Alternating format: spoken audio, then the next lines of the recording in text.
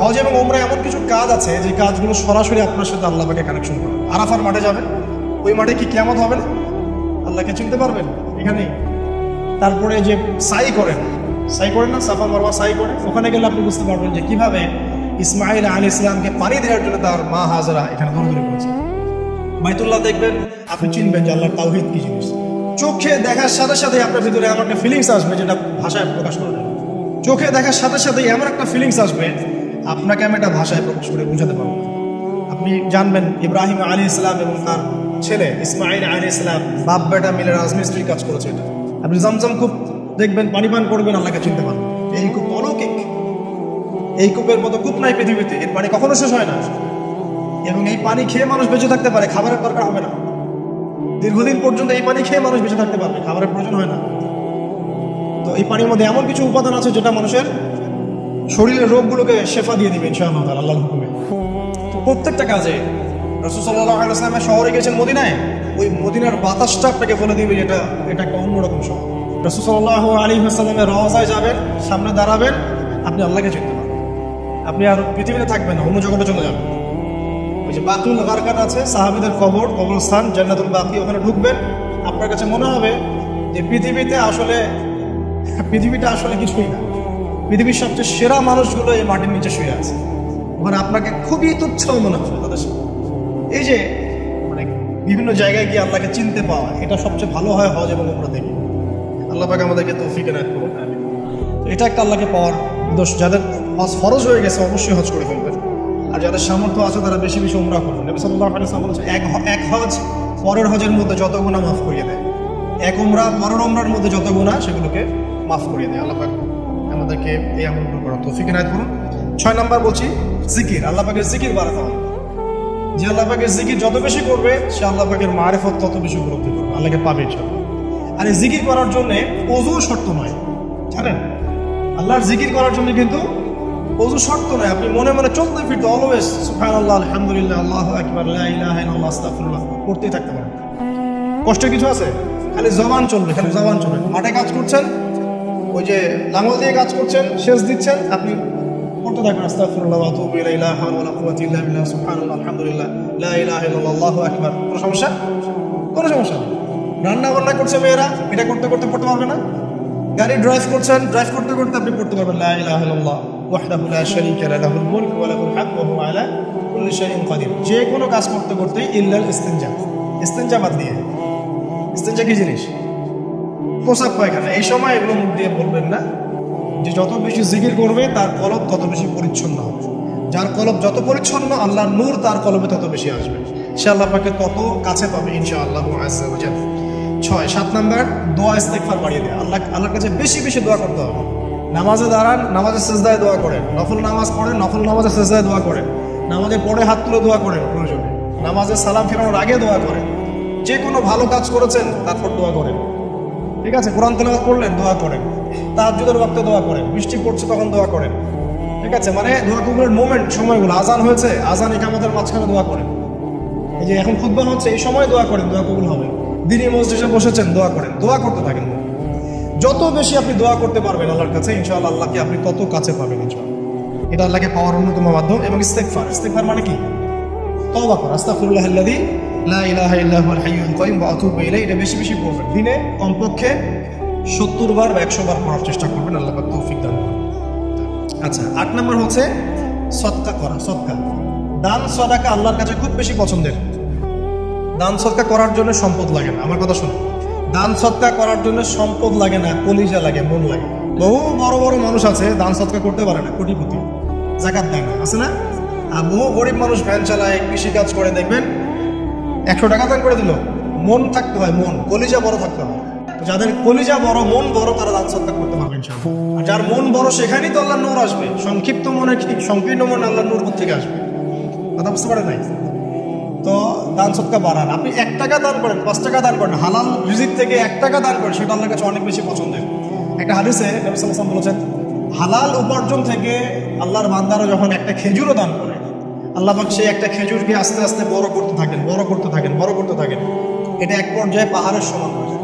কিয়ামতের মাঠে মানুষ তার দান এবং সাদাকার যে ছায়া, এই ছায়ার নিচে অবস্থান করে। আপনার বিপদ হয়েছে, দান সদকা করেন, বিপদ দূর হয়ে যাবে ইনশাআল্লাহ। জটিল কোনো রোগ হয়েছে, কোনো ডাক্তার ট্রিটমেন্ট করতে পারছে না, সদকা করেন, রোগ ভালো হয়ে যেতে পারে ইনশাআল্লাহ। সদকার ব্যাপক ফজিলত আছে।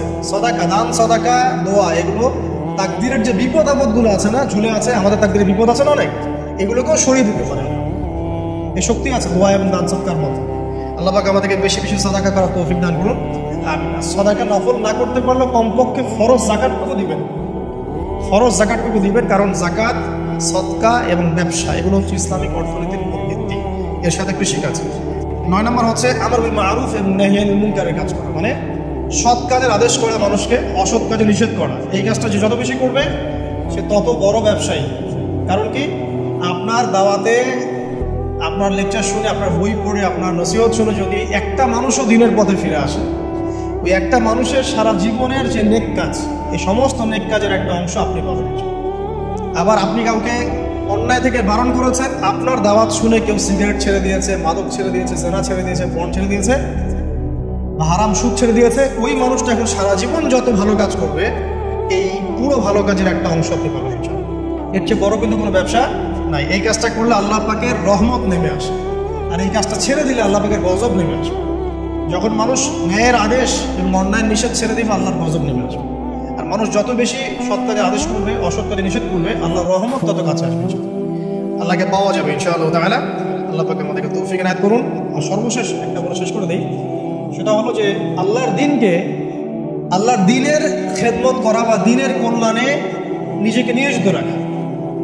আল্লাহর দিনের খেদমত করা বা দিনের কল্যাণে নিজেকে নিয়োজিত করলে আল্লাহ পাককে পাওয়া যাবে ইনশাআল্লাহ। এই পৃথিবীতে আল্লাহ পাকের সবচেয়ে গুরুত্বপূর্ণ জিনিসটা কি? নিয়ামতটা কি? আল্লাহর দিন না? এই দিন ছাড়া কি পৃথিবীতে আর কিছু আছে? একটা হাদিসে আসছে যে পুরো পৃথিবীটাই তো অভিশপ্ত। পুরো পৃথিবীটা কি অভিশপ্ত? শুধুমাত্র দিনের ইলম অর্জনের জায়গা ছাড়া, তালেবে ইলমদের জায়গা ছাড়া, দিনই মাহফিলগুলো ছাড়া, যেখানে নামাজ হয় এই জায়গাগুলো ছাড়া বাকি সব অভিশপ্ত জায়গা। তো এখানে পৃথিবীতে সবচেয়ে গুরুত্বপূর্ণ এবং ইম্পর্টেন্ট, আল্লাহর কাছে প্রিয় জিনিসটা কি? আল্লাহর দিন। তো আল্লাহর সেই প্রিয় জিনিসটাকে যারা এগিয়ে নেওয়ার চেষ্টা করবে, সেই দিনের খেদমত করার চেষ্টা করবে, দিনের জন্য একটা মসজিদ করা, একটা মাদ্রাসা করা, হ্যাঁ, একটা কোনো ভালো কোনো প্রকল্প করার চেষ্টা করবে, আল্লাহ পাক কি তাদেরকে রক্ষণাবেক্ষণ করবেন না? আল্লাহ পাক তাদের অভিভাবক হবেন না? নিঃসন্দেহে হবেন ইনশাআল্লাহ। এবং ইনশাআল্লাহ তাআলা তারা পৃথিবীতেও সফল হবে, পরকালেও ইনশাআল্লাহ তাআলা সাফল্যের চাদর তাদেরকে আঁকড়ে ধরবে ইনশাআল্লাহ তাআলা। আল্লাহ রাব্বুল আলামিন আমরা সবাইকে এই দুনিয়াতে আল্লাহকে পাওয়ার তৌফিক দান করুন, এবং যে কাজগুলো করলে পরে আল্লাহকে পাওয়া যায় সেই কাজগুলো বেশি বেশি করে করার তৌফিক আল্লাহ পাক দান করুন। এবং পরকালে আল্লাহ রাব্বুল আলামিন আমাদের গুনাহগুলোকে মাফ করে আল্লাহর রহমতের চাদরে আমাদেরকে আবৃত করে নিন, আল্লাহুম্মা আমিন। অনেক তত্ত্বপাত্তর সাথে জিনের সম্পর্ক আছে, এটা আবার কেমন কথা? এটাও কোরআনেই আছে যে দুনিয়াতে যে ব্যক্তি শয়তান, মানুষ শয়তান, তার সাথে জিন শয়তানের যোগাযোগ থাকে। বিশ্বাস করেন না? দুনিয়াতে যে ব্যক্তি মানুষ শয়তান, তার সাথে জিন শয়তানের যোগাযোগ থাকে। একটা হাদিসে এমনও পড়েছিলাম আমরা স্টুডেন্ট লাইফে, আল্লাহ রাব্বুল আলামিন যখন কোন আদেশ নাজিল করেন তখন ফেরেশতারা সেটা নিয়ে ডিসকাস করতে থাকেন আসমানে, এবং জিন জাতি প্রথম আসমানের কিনারা পর্যন্ত পৌঁছে যায় এবং সেখানে গিয়ে কানে শ্রবণ করার চেষ্টা করে কি নিয়ে আলোচনা করা হচ্ছে। যদি কোনো একটা সংবাদ তাদের কান পর্যন্ত চলে আসে, তাদেরকে বিতাড়িত করার জন্য আল্লাহ রাব্বুল আলামিন উল্কাপিণ্ড ছোড়েন। ওখানকার ফেরেশতারা আছেন, তারা অগ্নিশিখা নির্বাপন করেন। সূরা সফফাতের প্রথম দিকে পড়ে দেখবেন। এই জিন দুনিয়াতে যে কবিরাজ বা তান্ত্রিক বা জাদুকরের আন্ডারে আছে, সে এসে তাকে জানিয়ে দেয় এই হতে যাচ্ছে। তখন সেই তান্ত্রিক এই সত্যটার সাথে আরো 100টা মিথ্যা জড়িয়ে জনগণকে বিভ্রান্ত করে। তখন তার কথা ফলে যায়, মানুষ মনে করে যে তান্ত্রিক অনেক বড় কিছু হয়ে গেছে। তো এগুলো সবই ফিতনা। যাই হোক, এই জিনের ব্যাখ্যা কিন্তু আমরা করতে পারছি না বিজ্ঞান দিয়ে। আমরা আত্মা কাকে বলে জানি না। আত্মার কি কোনো বৈজ্ঞানিক ব্যাখ্যা আছে? স্বপ্ন দেখি মাঝে মাঝে আমরা, স্বপ্ন সত্য হয়। অনেক সময় অনেকের স্বপ্ন সত্য হয়, কোরআন তার সাক্ষী। অনেক সময় অমুসলিমের স্বপ্ন সত্যি হতে পারে, কোরআন তার সাক্ষী। ইউসুফ আলাইহিস সালাম জেলখানায়, মনে আছে? দুজন ব্যক্তি স্বপ্ন দেখলেন, একজন শরাব পান করাচ্ছেন মুনিবকে, আরেকজনের মাথার মধ্যে রুটি, এখান থেকে পাখি রুটি খেয়ে চলে যাচ্ছে।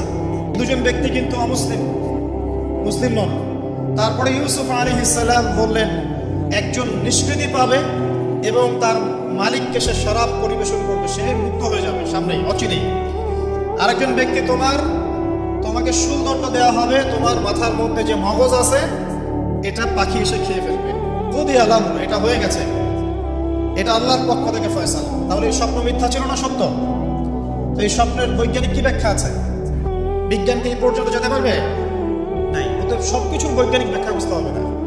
নবী সাল্লাল্লাহু আলাইহি ওয়াসাল্লাম বলেছেন, নবী সাল্লাল্লাহু আলাইহি ওয়াসাল্লামের প্রতি দরুদ পাঠ করা হলে এই দরুদগুলো সংগ্রহ করার জন্য এক শ্রেণীর ফেরেশতা আছে, স্পেশাল ফেরেশতা, মালায়েকা।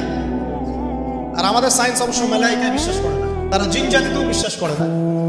নবী করিম সাল্লাল্লাহু আলাইহি ওয়াসাল্লাম বলেছেন এক শ্রেণীর স্পেশাল ফেরেশতা আছেন যারা দরুদগুলোকে সংরক্ষণ করেন। আমরা যে কথাগুলো বলছি রেকর্ড হয়ে যাচ্ছে না? আজকে থেকে 100 বছর 200 বছর আগে মানুষ এটা কল্পনা করতে পারতো? আমরা এখন যেখানেই মুভ করছি, সিসি ক্যামেরা, ভিডিও, এটা সেটা, স্যাটেলাইট, এগুলো আছে না? আজকে থেকে 300 বছর আগে মানুষ এগুলো বিশ্বাস করতে পারতো? আজকে থেকে 1000 বছর আগের কোনো মানুষকে বলেন স্যাটেলাইট দিয়ে পুরো বিশ্ব নিয়ন্ত্রণ করা যায়, সে বলবে যে পাগল, তার মাথায় ঢুকবেই না স্যাটেলাইট কি জিনিস। ঠিক একইভাবে আল্লাহ পাকের জ্ঞান হচ্ছে লক্ষ কোটি কোটি বছর আগের, চির নতুন, চির প্রাচীন, চির আধুনিক। এই জ্ঞানের ঊর্ধ্বে কারো জ্ঞান নয়। এই জন্য এখন এগুলোর কথা অনেকেই প্রশ্ন তোলে যে ফেরেশতা আবার কি জিনিস, জিন আবার কি, ইসলাম এগুলোকে কেন বিশ্বাস করে? সুবহানাল্লাহ। মানে তাদের বক্তব্য হচ্ছে ল্যাবরেটরিতে যেটা প্রমাণ করা যাবে না সেটার অস্তিত্ব নাই। প্রত্যেকটা বস্তুকে হয় কঠিন হতে হবে, না হলে তরল, না হলে বায়বীয়, বাইরে কিছু নাই। সবকিছুকে এই বিজ্ঞান দিয়ে ব্যাখ্যা করতে হবে জরুরি না। এর ঊর্ধ্বে অনেক কিছু আছে। এর জ্ঞান, এর শেষ সীমা থেকে আল্লাহ পাকের জ্ঞান শুরু হয়। অতএব এটাকেই চূড়ান্ত জ্ঞানের মানদণ্ড মনে করার কোনো কারণ নাই। আমাদের মধ্যে একটা শিরকি আকীদা ঢুকে গেছে এখন। এটা একটা শিরকি আকীদা। সেটা হচ্ছে যে কোনো বিষয় যদি বৈজ্ঞানিকভাবে প্রমাণিত না হয়, কোরআন সুন্নাহয় থাকলেও মনে করি এটার অস্তিত্ব নেই। এটা আমাদের সাইকোলজিক্যাল সমস্যা। এখন এই জেনারেশনের বেশি সমস্যা, কারণ তারা পড়াশোনা করতে করতে মনে করছে সব কিছুকেই বিজ্ঞান দিয়ে প্রমাণ করতে হবে। তুমি তো তোমার আত্মাকেই প্রমাণ করতে পারবে না। একটা মানুষ হাঁটছে রাস্তা দিয়ে, পড়ে গেল, ডেড, এরকম হচ্ছে না? তাহলে কি এমন ছিল তার দেহের মধ্যে, বের হয়ে চলে গেল, সে ডেড? বলবার হৃদযন্ত্রের ক্রিয়া বন্ধ হয়ে মারা গেছে। ক্রিয়াটা বন্ধ হলো কিভাবে? কে হুকুম করলো? কার আদেশে বন্ধ হলো? কে নিয়ে গেল রোগটা, আত্মাটা? তো এগুলো তো ব্যাখ্যা করতে পারবে না। সো এই কনসেপ্ট থেকে বের হয়ে আসতে হবে যে প্রত্যেকটা বিষয় বিজ্ঞান দিয়ে প্রমাণ হলে পরেই বিশ্বাস করবো, না হলে করবো না। এটা ঠিক নয়। কোরআন এবং সুন্নাহ যা আছে এটা চূড়ান্ত। এর বাইরে যা আছে এটা যদি কোরআন সুন্নাহর সাথে মিলে যায় আমরা গ্রহণ করবো, কোনো সমস্যা নেই। না মিললে আমরা কোশ্চেন কারো সেটা মানতে রাজি নই। আসুন, নবী করিম সাল্লাল্লাহু আলাইহি ওয়াসাল্লাম বলেছেন এক শ্রেণীর স্পেশাল ফেরেশতা আছেন, মালায়েকা, নূরের তৈরি, আলোর তৈরি, আলো দিয়ে তৈরি, নূর দিয়ে তৈরি, যারা নিঃসন্দেহে আলোর বেগের চেয়ে বেশি বেগে ভ্রমণ করতে পারেন। তো তারা স্পেশালি এই দরুদগুলোকে সংগ্রহ করেন। দরুদ এবং সালাম এটাকে সংগ্রহ করেন, করে নবী সাল্লাল্লাহু আলাইহি ওয়াসাল্লাম পর্যন্ত পৌঁছে দেন। এরপর আল্লাহ রাব্বুল আলামিন, আল্লাহ সুবহানাহু ওয়া তাআলার ইচ্ছায় নবী করিম সাল্লাল্লাহু আলাইহি ওয়াসাল্লাম এর জবাব দিয়ে থাকেন। একটু চিন্তা করেন যে আপনি মনে করেন আল্লাহ রাসূল সাল্লাল্লাহু আলাইহি ওয়াসাল্লামের দরজায় দাঁড়িয়ে আছেন, কথার কথা মনে করেন যে তিনি জীবিত আছেন, কথার কথা। আপনি তার বাড়ি চেনেন, তার বাসায় গেলেন, গিয়ে নক করলেন, গিয়ে নক করে বললেন আসসালামু আলাইকুম। এবার নবী সাল্লাল্লাহু আলাইহি ওয়াসাল্লাম ভিতর থেকে আপনাকে বললেন, কথার কথা ধরে নেন যে ওয়া আলাইকাস সালাম। এর অর্থ কি? ওয়া আলাইকাস সালাম অর্থ কি? আপনার উপরেও শান্তি বর্ষিত হোক। আচ্ছা, আবার মনে করেন আপনি বাসার ভিতরে আছেন, আপনার বাসায় নবীজি এসেছেন সাল্লাল্লাহু আলাইহি ওয়াসাল্লাম, কথার কথা। এবার তিনি আপনার দরজায় নক করছেন, নক করে বলছেন আসসালামু আলাইক, তোমার উপর শান্তি বর্ষিত হোক। তো নবী সাল্লাল্লাহু আলাইহি ওয়াসাল্লামের এই যে দোয়া, তোমার উপরে শান্তি বর্ষিত হোক, এটা যে যত বেশি পাবে তার জীবনটা তত সুন্দর হবে না? অতএব যে ব্যক্তি যত বেশি দরুদ পাঠ করবে, যত বেশি সালাত প্রদান করবে নবী সাল্লাল্লাহু আলাইহি ওয়াসাল্লাম, ইনশাআল্লাহ তাআলা সে সচ্ছল হবে, টেনশন ফ্রি থাকবে, সুখে শান্তিতে পৃথিবীতে বসবাস করবে ইনশাআল্লাহ। আর সুখ বলতে আমি শুধুমাত্র চাকচিক্য বোঝাচ্ছি না, বাড়ি গাড়ি স্ট্যাটাস বোঝাচ্ছি না। সুখী হওয়ার জন্য টাকা যথেষ্ট না। অনেক সময় দেখবেন কোটিপতি মানুষ সুখী নয়, একজন ভ্যান চালক সুখী। সুখ টাকা দিয়ে কেনা যায়? সুখ বলতে মনের সুখকে বোঝানো হচ্ছে। আল্লাহ পাক আমাদেরকে বোঝার তৌফিক দান করুন। আমি যেটা বলতে চাচ্ছিলাম, জুমার দিনে বেশি থেকে বেশি নবীর উপর দরুদ পাঠ করতে হবে। কোন দরুদ পাঠ করব? একটা সংক্ষিপ্ত দরুদ হচ্ছে, পড়তে পারি আল্লাহুম্মা সাল্লি ওয়া সাল্লিম আলা নবিয়িনা মুহাম্মদ, এটা পড়তে পারি। আরেকটা আছে আল্লাহুম্মা সাল্লি আলা মুহাম্মাদিন ওয়া সাল্লিম, এটা সংক্ষিপ্ত। আর যদি আপনার সামনে নবীর নাম উচ্চারণ করা হয় বলবেন সাল্লাল্লাহু আলাইহি ওয়াসাল্লাম। অথবা সবচেয়ে সেরা দরুদ হচ্ছে দরুদ ইব্রাহিম, আল্লাহুম্মা সাল্লি আলা মুহাম্মাদ ওয়া আলা আলি মুহাম্মাদ কামা সাল্লাইতা আলা ইব্রাহিম ওয়া আলা আলি ইব্রাহিম ইন্নাকা হামিদুম মাজিদ। আল্লাহুম্মা বারিক আলা মুহাম্মাদ ওয়া আলা আলি মুহাম্মাদ কামা বারাকতা আলা ইব্রাহিম ওয়া আলা আলি ইব্রাহিম ইন্নাকা হামিদুম মাজিদ। এটা প্রথম আমল, জুমার দিনে করবেন। এছাড়া প্রত্যেক দিন সকালে 10 বার এবং সন্ধ্যায় 10 বার করে দরুদ পড়বেন। তাহলে কি হবে? ইনশাআল্লাহ তাআলা আপনি, আমি, আমরা সবাই কিয়ামতের মাঠে নবী সাল্লাল্লাহু আলাইহি ওয়াসাল্লামের সুপারিশ পেয়ে যাব ইনশাআল্লাহ। সুপারিশ সম্পর্কে একটা হাদিস শুনিয়ে দেই, যথেষ্ট হবে ইনশাআল্লাহ। নবী সাল্লাল্লাহু আলাইহি ওয়াসাল্লাম বলেছেন, আমার উম্মতের যে ব্যক্তি, যে কোনো ব্যক্তি, নারী পুরুষ, সাদা কালো, বাঙালি, পাকিস্তানি, আফগান, সিরিয়ান, যেখানকার মানুষ হোক না কেন, যে কোনো ব্যক্তি, সে যদি শিরিক না করে মারা যায়, আল্লাহর সাথে শিরিক করে নাই, এই অবস্থায় মারা গেছে, নবী সাল্লাল্লাহু আলাইহি ওয়াসাল্লামের সুপারিশ তার উপর ওয়াজিব হবে ইনশাআল্লাহ। ইনশাআল্লাহ সে জান্নাতে যাবে যদি শিরিক না করে মারা যায়। অন্য যে কোনো পাপ আল্লাহ যাকে ইচ্ছা মাফ করতে পারে। আল্লাহ পাক আমাদেরকে শিরিক মুক্ত আমল করার তৌফিক এনায়েত করুন, আমিন। জুমার দিনের দ্বিতীয় আমল হচ্ছে আপনাকে সূরা কাহফ তেলাওয়াত করতে হবে। এটা খুবই ইম্পর্টেন্ট একটা আমল। জুমার দিনে সূরা কাহফ অবশ্যই তেলাওয়াত করবেন। যদি পুরোটা তেলাওয়াত করতে নাও পারেন, কমপক্ষে প্রথম 10 আয়াত, শেষের 10 আয়াত তেলাওয়াত করবেন। ফজিলত, আল্লাহ রাব্বুল আলামিন আপনাকে মাসিহুদ দাজ্জালের ফিতনা থেকে বাঁচাবেন ইনশাআল্লাহ। আর এখন আমরা দাজ্জালের ফিতনা যুগেই বাস করছি, কোনো সন্দেহ নেই। প্রতিটা সেক্টরেই ফিতনা আছে। এই যুগে বসবাস করে যে ব্যক্তি মনে করে যে আমি ফিতনামুক্ত একটা পরিবেশে বসবাস করছি, এর চেয়ে অন্ধ ব্যক্তি পৃথিবীতে আর কেউ নাই। আপনি আল্লাহর নূর দিয়ে দেখেন, আপনি দেখবেন প্রতিটা সেক্টরেই ফিতনা, প্রতিটা সেক্টর, হোক সেটা কালচার, হোক সেটা এডুকেশন, হোক সেটা ইকোনমি, পলিটিক্স, ওয়ার্ল্ড অ্যাফেয়ার্স, পরিবার, যে কোনো জায়গায় দেখবেন ফিতনা, প্রত্যেকটা জায়গায় ফিতনা। এই ফিতনার যুগে বসবাস করে যদি আমরা নিরাপদ থাকতে চাই, তাহলে সূরা কাহফ তেলাওয়াত করতে হবে। কমপক্ষে প্রথম 10 আয়াত এবং শেষ 10 আয়াত। আল্লাহ পাক তৌফিক এনায়েত করুন, আমিন। আরেকটা আমল বলবো জুমার দিনে, সেটা হলো জুমার দিনে বেশি বেশি দোয়া করবেন আল্লাহর কাছে, কারণ এই দিনে 2টা সময় আছে, এই সময় দোয়া কবুল হয়ে যাবে ইনশাআল্লাহ তাআলা। আরেকটা আমল বলতে চাই, যদিও সেটার সময় আপনাদের আজকে চলে গেছে, সেটা হলো জুমার দিনে যে ব্যক্তি সকাল সকাল গোসল করে, আমি আরেকদিন খুতবায় বলেছিলাম, সকাল সকাল গোসল করে, আর্লি মর্নিং মসজিদে চলে আসে, আতর সুগন্ধি ব্যবহার করে, উত্তম কাপড় পরে, সবচেয়ে সেরা কাপড়টা পরে। মসজিদে আসার সময় আমরা দেখি যে সবচেয়ে নর্মাল কাপড়টা পরে আসে, এটা ঠিক নয়। আমরা এখানে আল্লাহর সাথে সাক্ষাৎ করতে এসেছি। আপনাকে যদি আপনার গার্লফ্রেন্ড এখনই ডাকে কফি হাউসে, আপনি সবচেয়ে সেরা পোশাকটা পরে যাবেন, তার মানে যাওয়ার অভ্যাস আছে। বা কোনো বিশেষ ব্যক্তি যদি আপনাকে ডাকে, এমপি হোক, মন্ত্রী হোক, বা কোনো ব্যারিস্টার, কোনো স্যার, কোনো জজ, আপনাকে একটা কনভারসেশনের জন্য ডাকলো, আপনি সবচেয়ে সেরা পোশাকটা পরে যাবেন, তাই না? আপনার সামর্থ্য অনুযায়ী সবচেয়ে সেরা পোশাক পরতে হয় মসজিদে আসার সময়।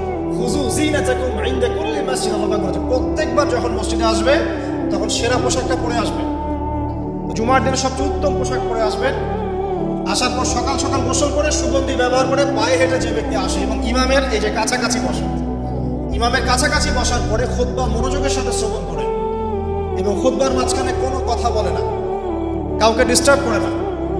এরপর ইমামের সাথে নামাজ আদায় করে, এই ব্যক্তির আমল নামায় যে নেকি লেখা হবে, নবীজি বলছেন সে যে প্রত্যেক পদক্ষেপ ফেলে এখানে এসেছে, তার বিনিময়ে, একটা পদক্ষেপের বিনিময়ে 1 বছরের নফল রোজা আর 1 বছরের নফল তাহাজ্জুদের নেকি তার আমল নামে লিখে দেওয়া হবে।